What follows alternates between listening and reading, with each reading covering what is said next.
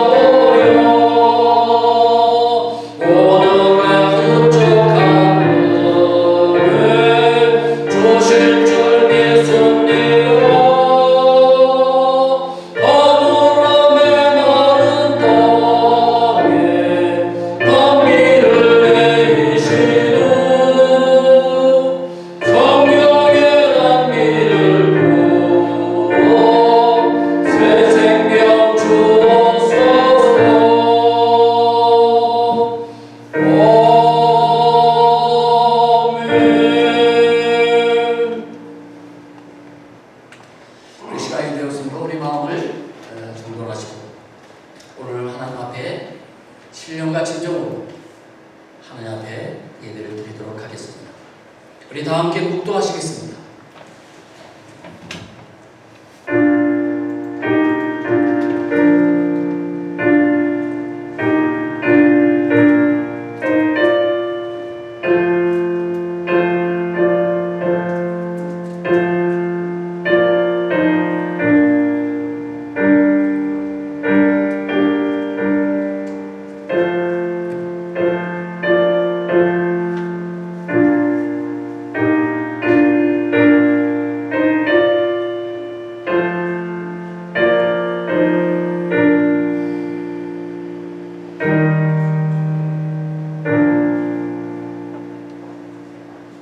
그러므로 내가 주의 계명들을 금고 수금보다 더 사랑합니다.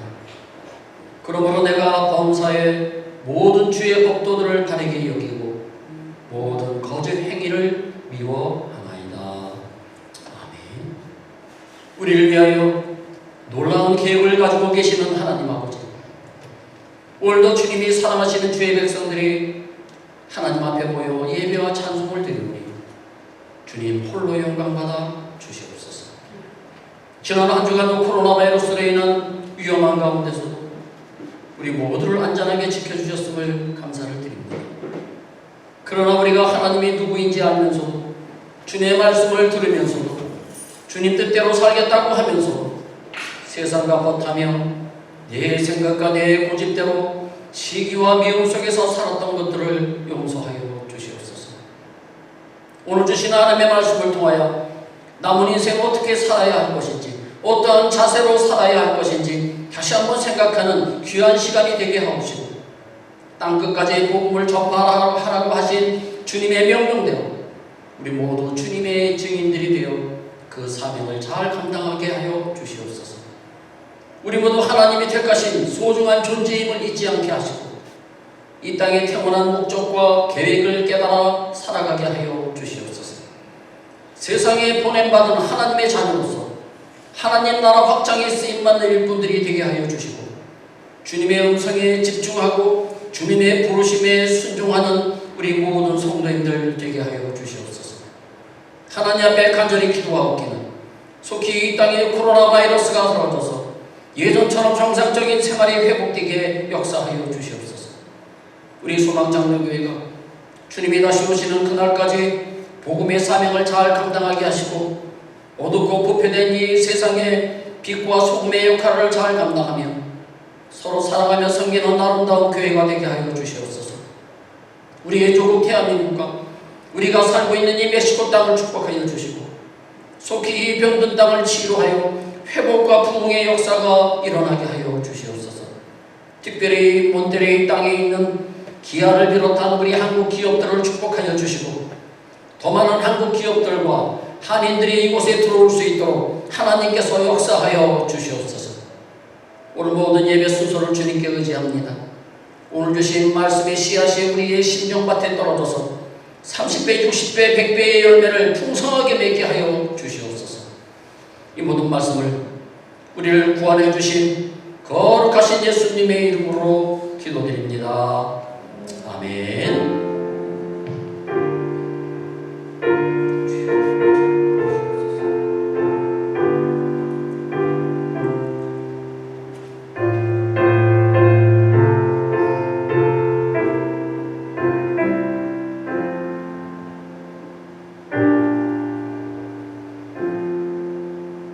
우리 다 같이 일어나셔서 우리 찬송가 23장을 부르시겠습니다. 만일이 내게 있으면 그 입 다 가지고 23장.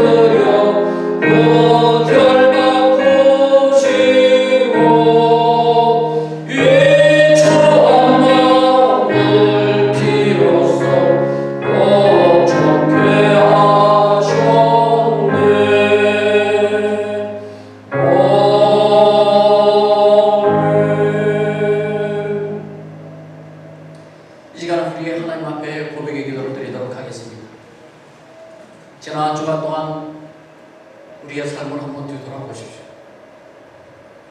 과연 하나님의 말씀대로 사셨습니까? 아니면은 내 욕심대로, 내 생각대로, 내 편견대로 살지는 않으셨습니까? 우리 하나님 앞에 우리 함께 기도하기를 원합니다. 하나님, 오늘 이 모습이 이대로 주님께 나와서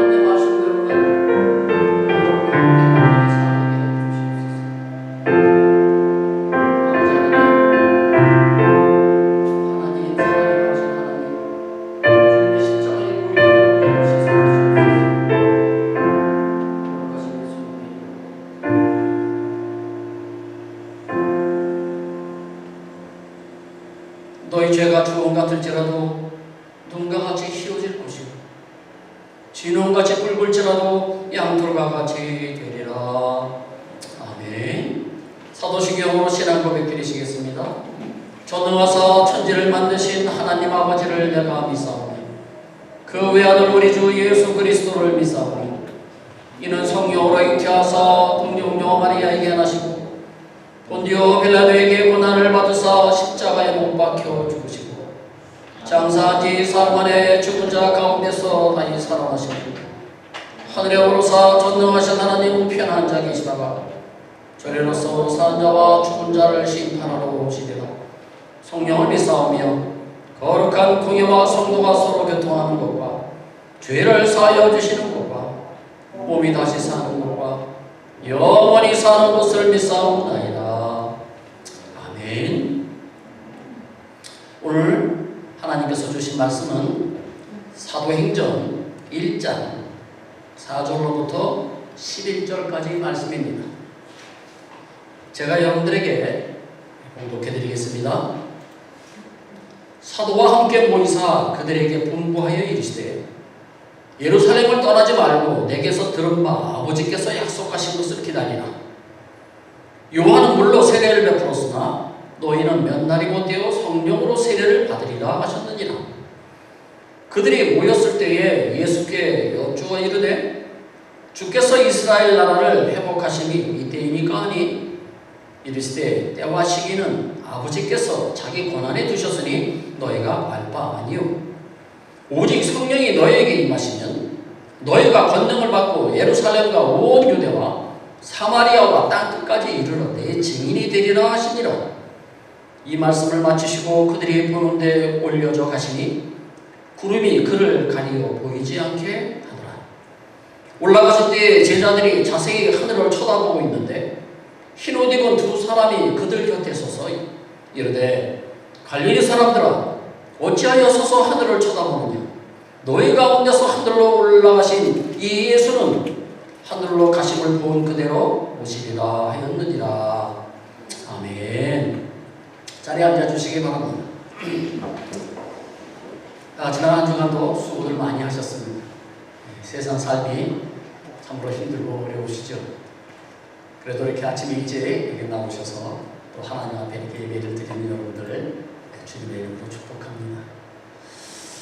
오늘 말씀의 제목은요, 성령 세례와 예수님의 재림. 성령의 세례와 예수님의 재림. 이 두 가지 큰 제목을 가지고 여러분들에게 오늘 말씀을 전해드리도록 하겠습니다. 사복음서라고 하면 여러분들 아시죠? 마태복음, 마가복음, 누가복음, 요한복음. 이 사복음서에는 예수님의 생애와 사역을 중심으로 그 내용들이 기록되어 있습니다. 오늘부터 보실 이 사도행전은 예수님의 부활 이후에 하늘로 승천하시면서 예수님이 하늘로 올라가시면서 대신 성령을 보내주신 그 일과 성령의 역사하신 일들을 기록한 책이 바로 이 사도행전입니다. 사도행전의 저자가 누구냐 하면 누가복음의 저자인 의사 누가와 동일인입니다. 그래서 이 사도행전도 저자가 의사 누가입니다. 기록 연대는 AD 63년에서 64년으로 학자들이 보고 있습니다. 또한 이 기록 장소는 로마 감옥에 갇혀있는 이 바울을 끝까지 곁에서 지켜주었던 이 누가가 로마에 있을 때 기록한 것이 바로 이 사도행전입니다. 따라서 예수님의 이 십자가 사건은 결코 한 사람의 죽음으로 끝나버리는 사건이 아니라 예수님의 부활과 승천하심으로 인하여 성령의 강림, 교회의 탄생, 세계 선교의 새로운 장을 여는 그런 계기가 된 것입니다. 먼저 이 사도행전이 어떤 책이냐 하면 좀 더 저 말씀을 드리면 초대교회의 발자취가 기록된 역사적인 책입니다. 사도행전은 예루살렘을 거쳐 터키, 그리스, 더 나아가 이태리, 로마에까지 이르는 그 초대교회의 발전사를 기록한 것이 바로 이 사도행전입니다. 그리고 사도행전 전체의 주제의 말씀은 어디냐? 조금 전에 제가 읽어드렸던 사도행전 1장 8절 말씀입니다. 자, 다시 한번 보시겠습니다. 오직 성령이 너희에게 임하시면 너희가 권능을 받고 예루살렘과 온 유대와 사마리아와 땅끝까지 이르러 내 증인이 되리라 하시니라. 네. 이것이 사도행전 전체의 주제의 말씀입니다. 한마디로 예수님의 증인이 되라는 것입니다. 어떻게 보면 사도행전은 과거의 역사로 끝난 것이 아니라 지금도 계속 진행되고 있다고 볼 수가 있습니다. 자, 첫 번째 오늘의 본문의 배경을 먼저 살펴보도록 하겠습니다. 오늘 본문이 사도행전 1장은요, 예수님이 십자가에 죽으셨다가 3일 만에 부활하신 후 40일간 제자들을 비롯해서 500여 형제에게 자신의 부활된 모습을 보여주셨어요. 보여주시고 나서 40일이 지난 후에 감람산에서, 즉 승천하시기, 하늘로 올라가시기 바로 전에 제자들에게 마지막으로 하신 유언과 같은 말씀, 그 말씀이 오늘 바로 오늘 본문 말씀입니다. 예수님의 마지막 명령은 마가복음 16장 15절에 기록되어 있습니다. 그 말씀도 오늘 말씀과 거의 비슷합니다. 자, 마가복음 16장 15절 한번 보십시오. 너희는 온 천하에 다니며 만민에게 복음을 전파하라. 그런데 그러기 위해서는 먼저 성령의 충만함을, 성령을 통해서 능력을 받아야 한다는 것입니다. 복음을 전파하기 위해서, 온 세상에 다니며 땅끝까지 복음을 전파하기 위해서는 성령을 통해서 능력을 받아야 한다는 것입니다. 그래서 예수님은 오늘 본문 4절 5절에서 이렇게 말씀하셨습니다. 자, 영상을 한번 보십시오. 예루살렘을 떠나지 말고 내게서 들은 바 아버지께서 약속하신 것을 기다리라. 요한은 물로 세례를 베풀었으나 너희는 몇 날이 곧 되어 성령으로 세례를 받으리라 하셨느니라. 아멘. 여기 말씀을 보시면요, 예수님이 제자들에게 분부하신 몇 가지 명령이 나옵니다. 자, 첫 번째 명령이 뭡니까? 예루살렘을 떠나지 말고 하나님 아버지께서 약속하신 것을 기다리라는 것입니다. 기다려라. 예루살렘에 머물고 기다려라는 거예요. 예루살렘을 떠나지 말라고 하는 것은 무슨 뜻이냐? 교회를 떠나지 말라, 이런 뜻입니다. 그리고 아버지께서 약속하신 것은 보혜사 성령을 의미합니다. 다시 말하면 교회를 떠나지 말고 보혜사 성령을 받으라는 것입니다. 사실 이 말씀은 이미 구약의 요엘 선지자가 요엘서 2장 28절에서 이미 예언하셨습니다. 그뿐만이 아니라 예수님께서도 요한복음 14장 16절에서 이미 이 말씀을 하셨던 내용입니다. 두 번째는 성령으로 세례를 받으라는 것입니다.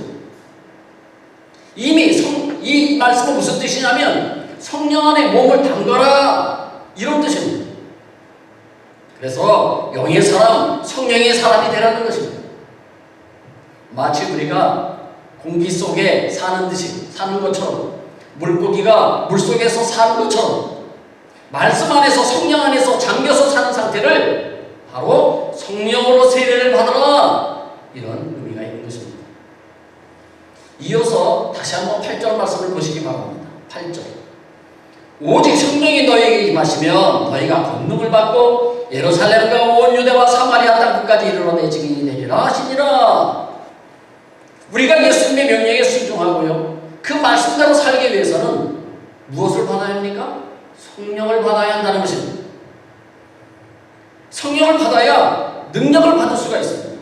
능력을 받아야 내 가족, 내 친척, 내 이웃들, 내 친구들, 더 나아가 땅끝까지 예수님의 증인이 될 수 있는 것입니다. 능력을 먼저 받아야 합니다.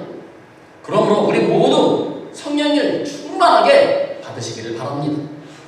지금부터 사도행전의 주제인 8절 말씀을 가지고 우리가 세 부분으로 나눠서 자세히 한번 살펴보도록 하겠습니다.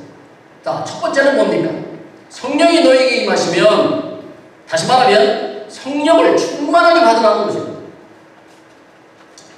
우리가 성령을 충만하게 받으려면 먼저 성령이 무엇인지 아셔야 합니다. 성령은 헬라말로 하기오스 푸뉴마라고 합니다. 이 무슨 뜻이냐면 거룩한 영, 하나님의 영 이런 뜻입니다.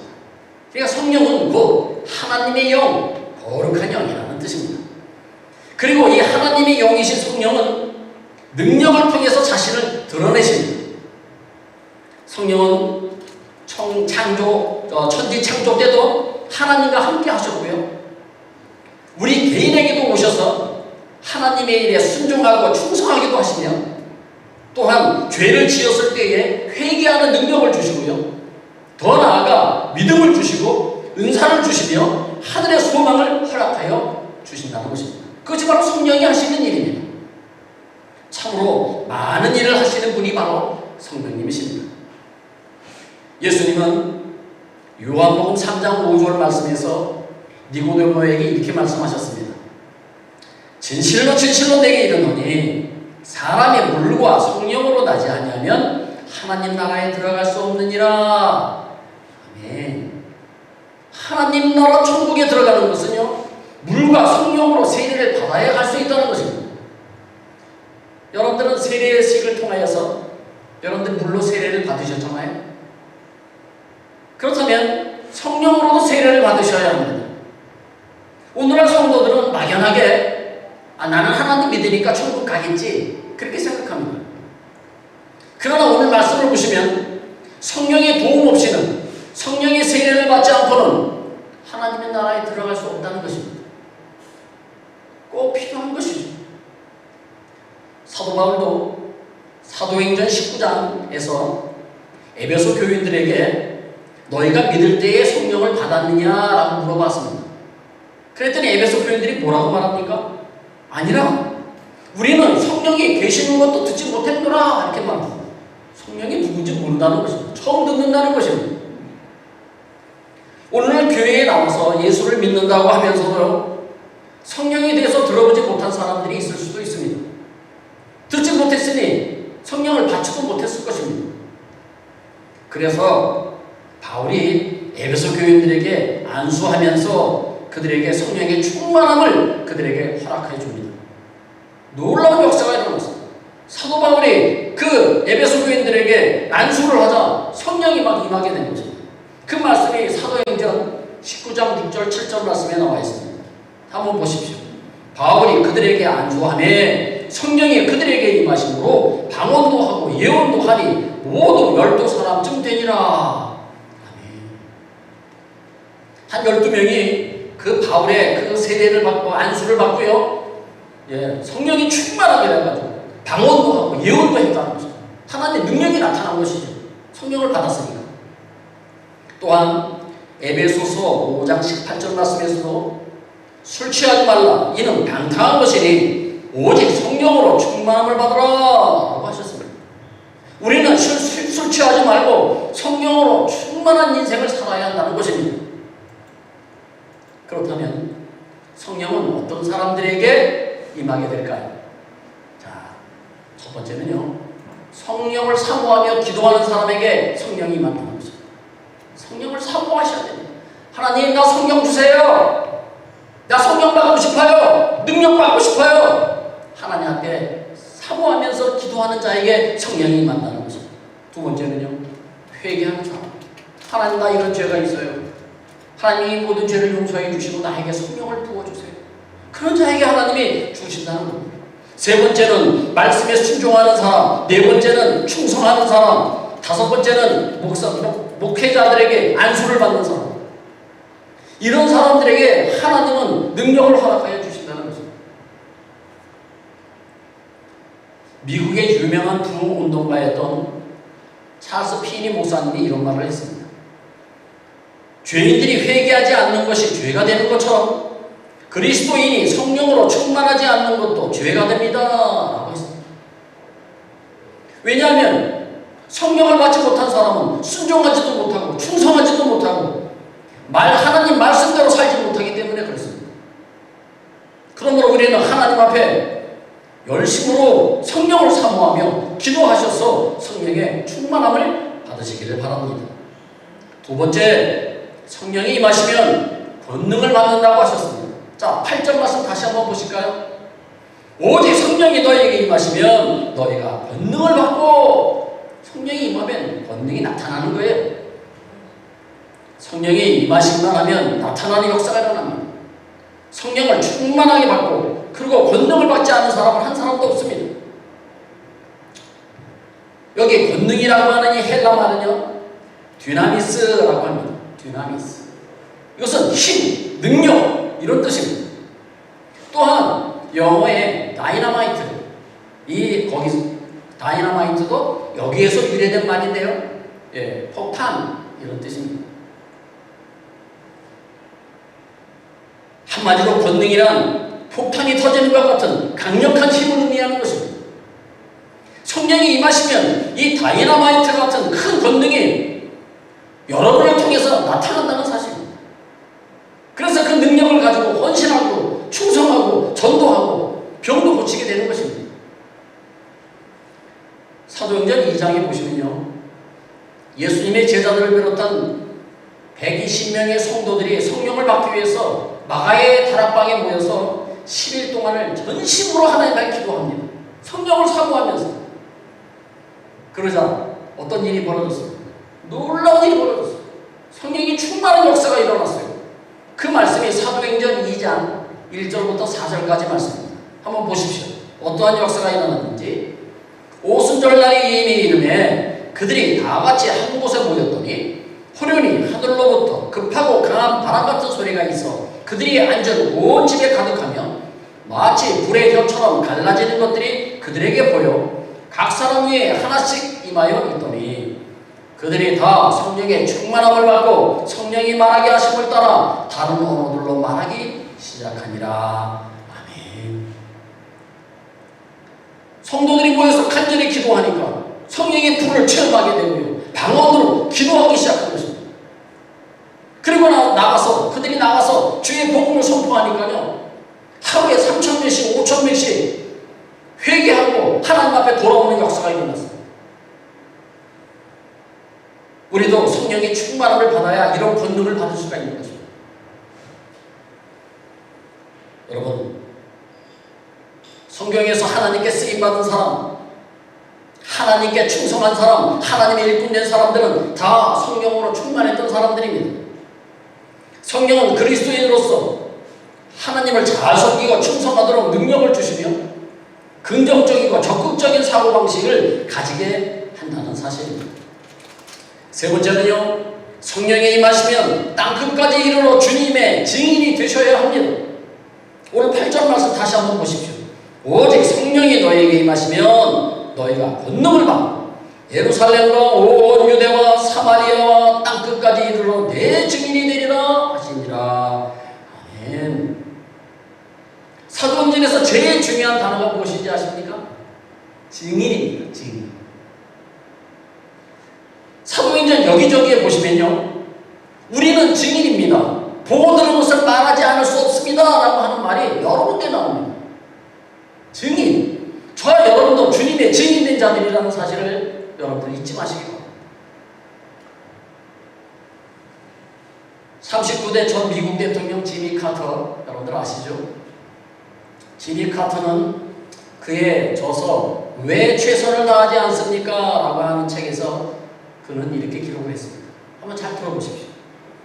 매년 교회에서 전도 프로그램을 통하여 14년 동안 한 해 1년에 10가정씩 총 140가정을 전도하여서 자신이 자랑스럽게 생각을 했습니다. 그런데 대통령 선거운동 3개월 동안 악수를 한 사람이 30만 명이 넘었는데 하나님을 위해서는 겨우 140가정의 복음을 전하고 자신의 선거를 위해서는 30만 명을 만난 것을 부끄럽게 생각합니다 라고 그의 자서전에 기록하고 있습니다. 자신을 위해서는 30만 명이라고 하는 사람들을 만났는데 주님을 위해서는 140가정만 전도를 한 거에 대해서 부끄럽게 생각한다는 것입니다. 이것이 지미 카터의 고백입니다. 여러분들은 얼마나 많은 사람들에게 복음을 전하고 계십니까? 성도 여러분, 교회가 이 땅에 존재하는 목적이 무엇이라고 생각하십니까? 교회가 교회로서 해야 할 가장 큰 일이 무엇이라고 생각하십니까? 그것은 영혼 구원하는 일입니다. 예수님은 뭐라고 말씀하셨습니까? 너희는 가서 모든 족속으로 제자를 삼으라 라고 하셨고요. 너희는 온 천하에 다니며 만민에게 복음을 전하라 라고도 하셨고요. 길과 산 울타리로 가서 사람을 강권하여 데려다가 내 집을 채우라 라고도 하셨고요. 너는 말씀을 전파하라. 때를 어떤지 못 어떤지 항상 힘쓰라 라고도 하셨습니다. 예수님의 말씀은 다 영혼 구원에 관한 말씀입니다. 우리가 예수님의 증인이라면 우리도 이 일을 감당해야 한다는 것입니다. 지금까지 말씀을 보면은요, 전도하라고 하는 말씀은 언제나 명령형으로 되어 있습니다. 해도 되고 안 해도 되는 것이 아니라 전도는 성도라면 반드시 해야 될 의무가 있다는 것입니다. 그래서 주님께서 명령하신 것입니다. 내 집을 채워라. 교회를 채우라는 것입니다. 영혼을 구원하는 것이 교회의 존재 목적이며 영혼을 구원하는 일이 주님의 뜻임을 여러분들 잊지 마시기 바랍니다. 이제 마지막으로 11절 말씀을 한번 보시기 바랍니다. 11절 이르되 갈릴리 사람들아 어찌하여 서서 하늘을 쳐다보느냐 너희 가운데서 하늘로 올려지신 이 예수는 하늘로 가심을 본 그대로 오시리라 하였느니라. 아멘. 성경을 보시면요, 예수님의 재림과 지구의 종말에 대한 예언이 여러 번 등장합니다. 구약에만 해도 몇 번이 등장하냐면 1500회가 등장하고요. 신약에 보시면요 300회가 등장합니다. 다 예수님의 재림과 인류의 멸망에 관한 이야기들입니다. 예수님의 초림에 관한 예언은요 456회가 등장하는 것에 비해서 무려 4배가 됩니다. 왜 이렇게 많이 기록을 해놓으셨을까요? 그것은 예수님의 재림과 이 세상의 종말이 매우 크고 심각한 일이기 때문에, 중요한 일이기 때문에 그런 것입니다. 그런데 안타깝게도 많은 사람들이 또 심지어는 성경을 안다는 사람들이 재림에 관해서, 예수님의 재림에 관해서 무관심합니다. 오시든지 말든지 알아서 하시겠죠.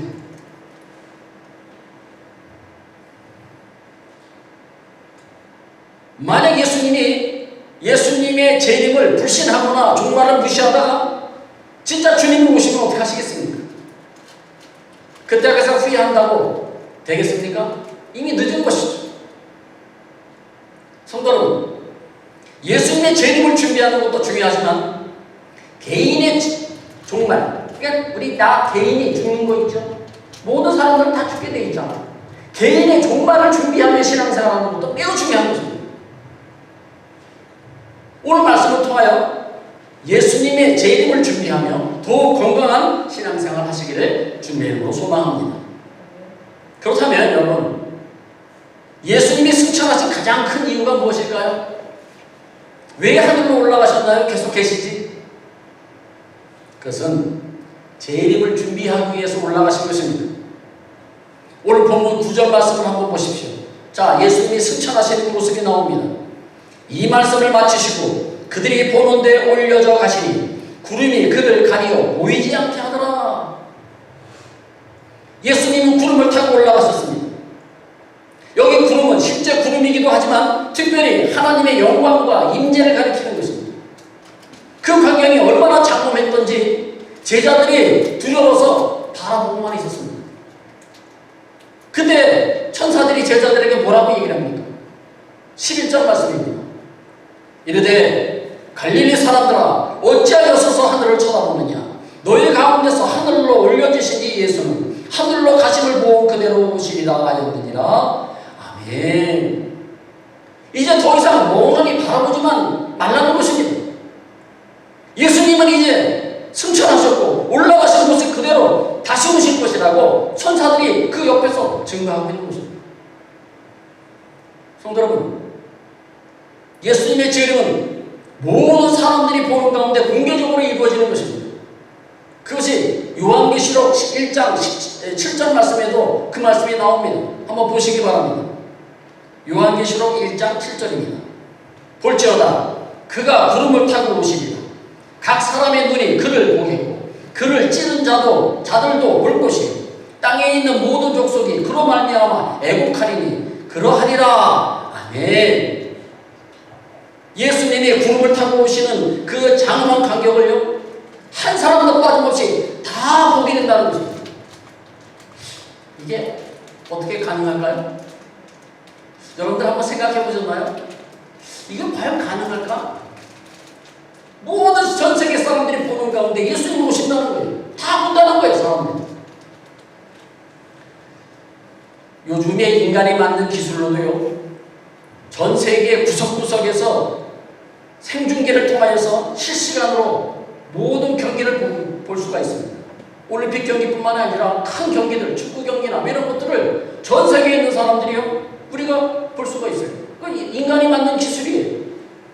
요즘은요, 인터넷이 더 발달돼가지고요, 줌이라고 하는 그 모바일 앱이 나와가지고 여러 사람이 동시에 집에서 얼굴을 보면서 회의를 하고요, 그리고 그들이 각종 공연도 봅니다.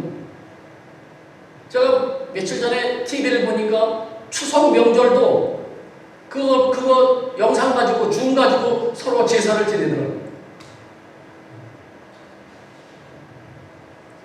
앞으로 더 발전하면은 전 세계 사람들이 동시에 주님이 구름 타고 재림하시는 모습을 다 보게 되지 않을까요? 인간이 만든 기술로도 볼 수가 있는데 하나님이 그걸 못 하시겠습니까? 자, 여러분들에게 질문하겠습니다. 그렇다면 예수님이 언제 재림하실까요? 아시는 분 계세요? 가장 궁금한 사항 중에 하나 아닙니까? 그런데 오늘 본문 말씀 7절 말씀을 한번 보십시오. 자, 7절 영상. 이르시되 때와 시기는 아버지께서 자기의 권한에 두셨으니 너희가 알 바 아니요. 무슨 말씀입니까? 그 때와 그 시기는 하나님의 고유 권한이므로 아무도 모른다는 것입니다. 심지어 그 때를 알려고도 하지 말라는 것입니다. 주님의 재림은 아무도 모르는 때에 불현듯이 갑자기 이루어지는 것입니다. 내가 내일 갈게, 준비해, 아닙니다. 우리가 준비하고 있지 않으면 큰일 나는 것입니다. 갑자기 임하신다고 했습니다. 마치 도둑이 임하는 것처럼 말입니다. 예수님은 이미 마태복음 24장 36절에서 이렇게 말씀하셨습니다. 그러나 그날과 그 때는 아무도 모르나니 하늘의 천사들도 아들도 모르고 오직 아버지만 아시느니라. 아멘. 재림의 정확한 때와 시기는요, 천사들도 모르고요, 예수님도 모르고요, 오직 하나님 아버지만 아신다는 거예요. 하나님만 아시는 거예요. 그런데 만약 어떤 사람이 하나님께서 하나님의 계시를 내가 받았는데 몇 년 후에 며칠 날 어디에 오신다고 얘기하면 그 사람이 어떤 사람입니까? 이단이죠. 거짓 선지자죠. 잘못된 겁니다. 자, 그렇다면 여러분, 우리는 그때와 그 시기를 어떻게 분별할 수 있나요? 징조를 보고 우리가 알 수가 있습니다. 세상 돌아가는 모습을 보면 알 수 있다는 것입니다. 그 말씀이 마태복음 24장 32절 33절 말씀에 예수님께서 말씀하십니다. 이럴 때가 되면 너희들이 깨달아라. 자, 한번 보십시오. 마태복음. 무화과나무의 비유를 배우라. 그 가지가 연하여지고 잎사귀를 내면 여름이 가까운 줄을 아나니 이와 같이 너희도 이 모든 일을 보거든 인자가 예수 그리스도를 말합니다. 인자가 가까이 곧 문 앞에 이른 줄 알라.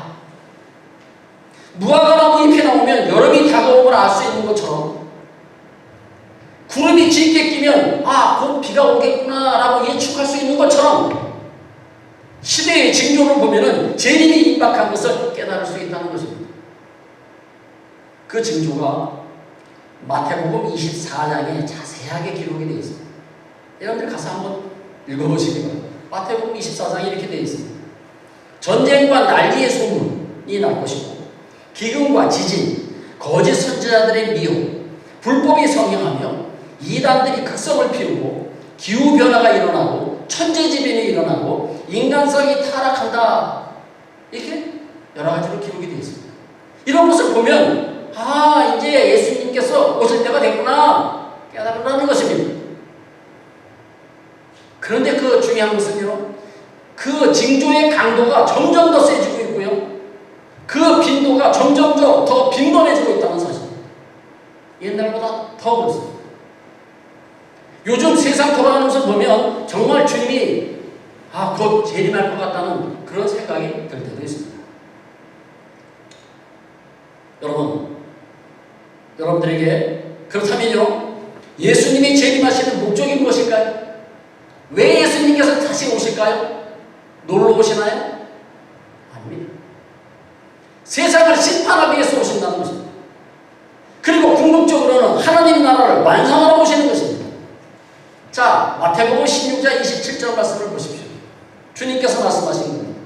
인자가 아버지의 영광으로 그 천사들과 함께 오리니 그때에 각 사람이 행한 대로 갚으리라. 각 사람을 심판하러 오신다는 것입니다. 인자가 누굽니까? 예수 그리스도. 예수님이 인간을 심판하기 위해서 오시겠다는 것입니다. 또한 요한복음 5장 28절 29절을 보십시오. 이를 놀랍게 여기지 말라. 무덤 속에 있는 자가 다 그의 음성을 들을 때가 오나니 선한 일을 행한 자는 생명의 부활로, 악한 일을 행한 자는 심판의 부활로 나오리라. 아멘. 주님 재림하시는 날 무덤 속에 있는 자들까지, 이미 죽어서 무덤 속에 있는 자들까지 예수님이 호령하는 음성을 듣게 된다는 것입니다.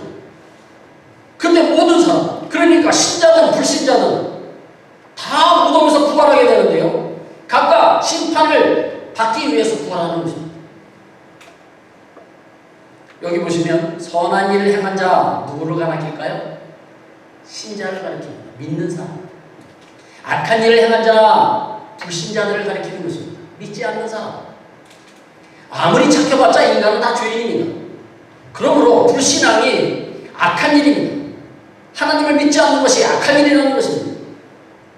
따라서 신앙과 불신앙으로 각각 천국과 지옥으로 갈라지게 된다는 것입니다.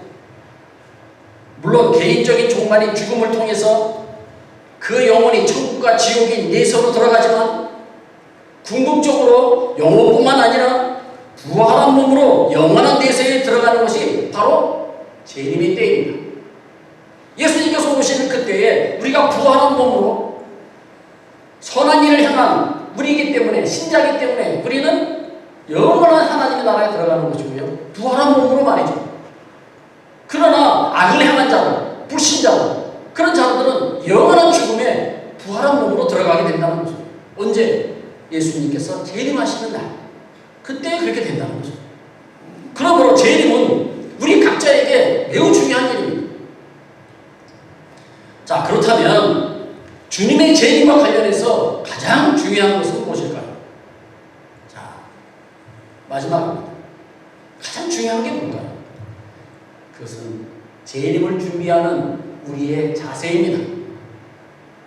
성경을 보시면 깨어있으라 라고 여러 번 말씀하셨는데요, 그것은 잠을 자지 말라는 뜻이 아니라 영적인 긴장감을 가지고 살아라 이런 뜻입니다. 깨어있으라, 영적으로 깨어있으라는 겁니다. 마태복음 24장 44절에 보시면 이렇게 말씀하셨습니다. 이러므로 너희도 준비하고 있으라. 생각하지 않은 때에 인자가 오리라. 성도 여러분, 주님의 재림이 점점 다가오고 있습니다. 그때가 언제인지 정확히는 모르지만 그때를 위해서 우리는 항상 깨어서 준비하는 저와 여러분들 되시기를 바랍니다. 오늘의 말씀을 마치도록 하겠습니다.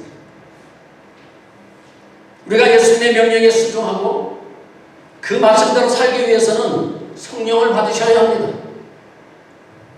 성령을 받아야 능력을 받고 내 가족들, 내 친구들, 내 이웃들, 더 나아가 땅끝까지 예수님의 증인이 될 수가 있는 것입니다.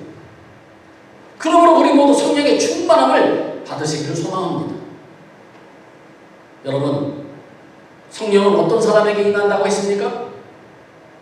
성령을 간절히 사모하며 기도하는 사람, 그런 사람에게 성령이 임하는 것입니다. 두 번째는요, 자신의 잘못을 회개하는 사람, 자신의 잘못을 회개하고 성령을 소망하는 사람, 그런 사람에게 성령이 임하는 것입니다. 세 번째는요, 말씀에 순종하는 사람, 네 번째는 충성하는 사람, 이런 사람들에게 하나님은 성령을 허락하여 주시는 것입니다.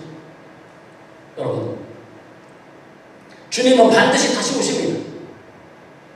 비록 그때와 그 시기는 우리는 알 수 없지만 반드시 이 세상을 심판하기 위해서 다시 오신다는 사실입니다. 우리는 그때를 준비하셔야 합니다. 세상이 돌아가는 모습을 보면은 우리가 알 수 있기 때문에 우리는 준비하셔야 합니다. 여러분들 뉴스를 통해서 여러분들 많은 거 보시죠? 전 세계에서 일어나고 있는 천재지변들, 전쟁의 소문, 기근과 홍수, 대형 산불, 이상기온, 거짓 선지자들의 출현, 인간성 타락, 이런 모습들을 보면은 이제 주님이 가까이 오실 때가 됐구나 라고 깨어서 기도하고 있어야 한다는 것입니다. 사랑하는 성도 여러분, 주님이 다시 오시는 날 두 손 들고 아멘 주 예수여 어서 오시옵소서라고 주님을 기쁨으로 맞이하실 수 있는 저와 여러분들 다 되시기를 주님의 이름으로 축복합니다. 기도하시겠습니다. 사랑의 하나님 아버지, 우리에게 성령을 부어주시옵소서. 오늘 성령이 왜 우리에게 필요하며 왜 성령을 받아야 하는지 우리가 깨달았습니다. 우리 모두 성령을 받고 능력을 받아서 이 땅에 사는 동안 하나님이 우리에게 맡겨주신 그 일들을 잘 감당하며 하나님을 증거하며 증인의 삶을 살게 하여 주시고 그리고 긍정적이고 적극적인 삶을 살아가게 하여 주시옵소서. 주님이 반드시 다시 오신다고 하셨으니 그때를 영적으로 깨어 준비하는 성도님들이 다 되게 하여 주시옵고 주님이 다시 오시는 날 두려워 숨는 것이 아니라 아멘 주 예수여 어서 오시옵소서라고 기쁨으로 주님을 맞이할 수 있는 우리 모두가 되게 하여 주시옵소서. 이 모든 말씀을 예수님의 이름으로 기도드립니다. 아멘. 찬송가 180장 부르시겠습니다. 180장 하나님의 나팔 소리 천지진동할 때에